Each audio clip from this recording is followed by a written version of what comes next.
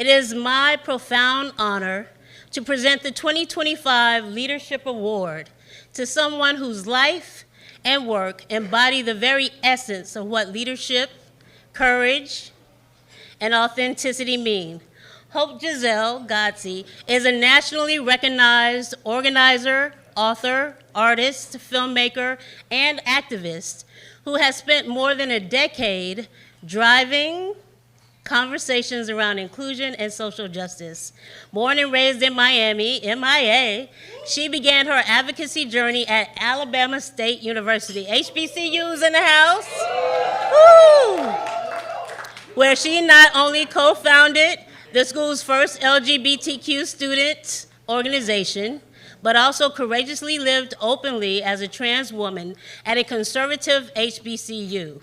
She went on to become the first openly trans woman to earn a Master of Fine Arts from the university, later expanding her reach with certifications from Harvard and SHRM.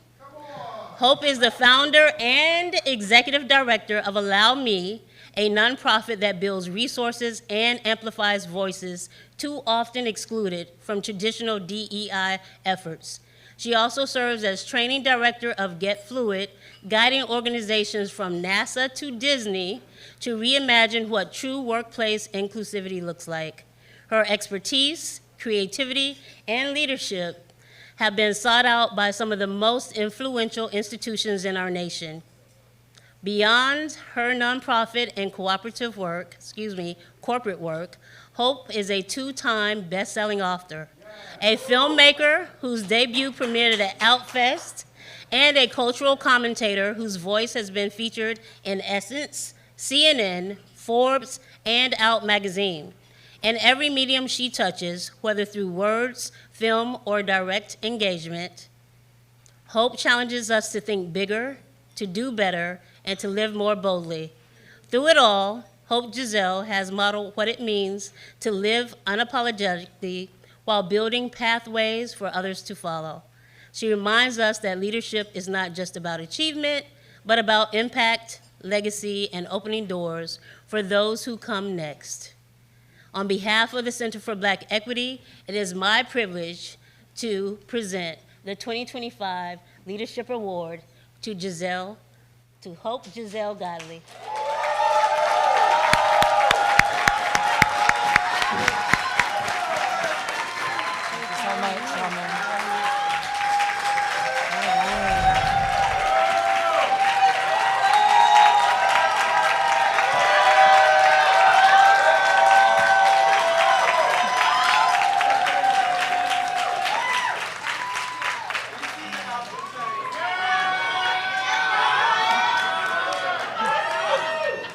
Oh my God.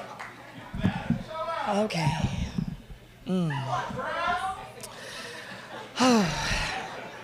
Standing here tonight as a Black woman of trans experience, I understand the gravity of this moment.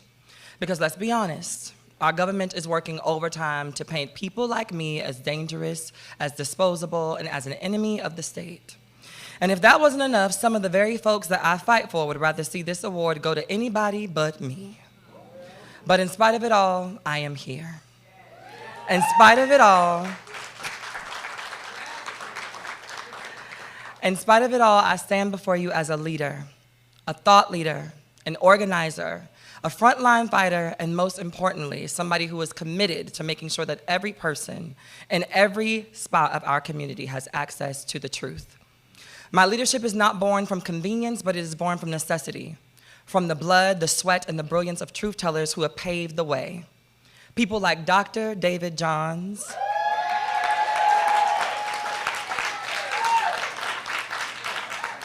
Victoria Kirby York, AJ King, Miss Major, who is in hospice right now, and I ask that we all keep her uplifted, Marsha P. Johnson, Sylvia Rivera, and Stormy Delavie. These are not perfect people, but they are necessary people. And leadership is never about perfection, it is about accountability. And it's about speaking truth to power even when your voice shakes, and fighting for your people even when they don't agree with you. To lead is to hold space for everyone, not just the ones who can clap for you. And let me be clear, I will keep holding that space, and I will keep fighting. I will keep leading, whether it's celebrated or criticized, because my leadership does not come with conditions. It comes with conviction. I want y'all to pause for a second. I owe people in this room who have seen me as a leader for years an apology. This last week, I allowed people to knock me off my square. I allowed people who feel a way about the way that I show up and what I say and how I move through space to distract me. In a time where we're all supposed to come together, in a time where whether I like you or not, I should be fighting for you, I spent 2 days of my life knocking down other prominent women in this community for the sake of my own ego. And I want to vow to the leaders in this room that I'll never let that happen again.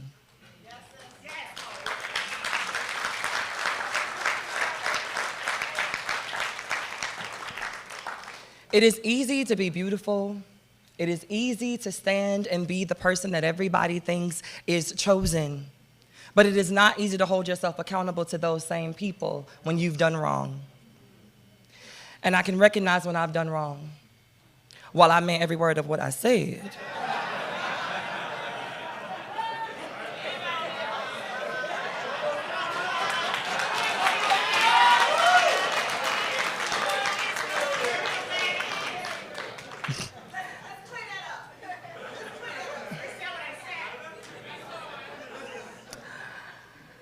It still was not the right platform to do it.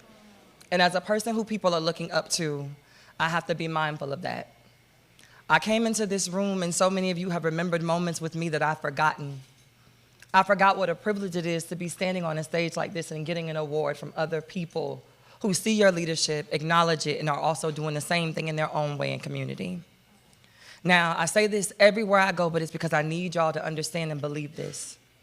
I didn't get here by myself. I didn't get here trying to be exclusive and trying to be the only one and trying to be the only person that y'all know. Because if you know me, you know what I'm about to say. Fighting for the right to be exclusive and to be the only one does not work, because if you know fashion, you know, like I know, that everything exclusive goes on sale at some point.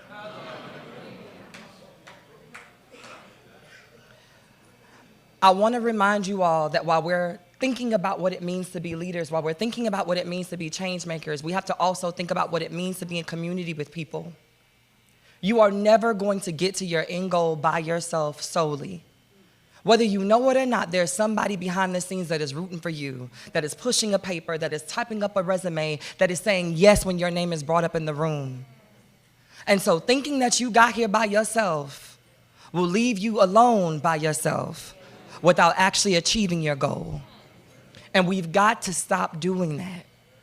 Now more than ever, we need each other. Y'all heard it from Jasmine, y'all heard it from the pastor, and now you're hearing it from me. We got to stop the bullshit, y'all. We are not going to get to our freedom by being divisive or judging one another. So what this person does it differently than you, they're doing it. So what you didn't like the way that they said it, somebody did. So what, it didn't touch your soul, it touched 10 other people. And as long as we understand that the work has to get done, no matter how it gets done, we'll be better. Bayard Rustin once said that we need in every community a group of angelic troublemakers. And like the folks I roll with over at NBJC, I promise you tonight that until my last breath, I will continue to be exactly that. You don't have to clap for me. You don't even have to claim me. But you will never forget that I showed up, that I stood tall, and that I carried this community even when I barely had enough strength to carry myself. I always remember that community is important when it's genuine, because trying to be exclusive over the standalone will never last. Because everything that is exclusive, again, goes on sale at some point. Thank y'all.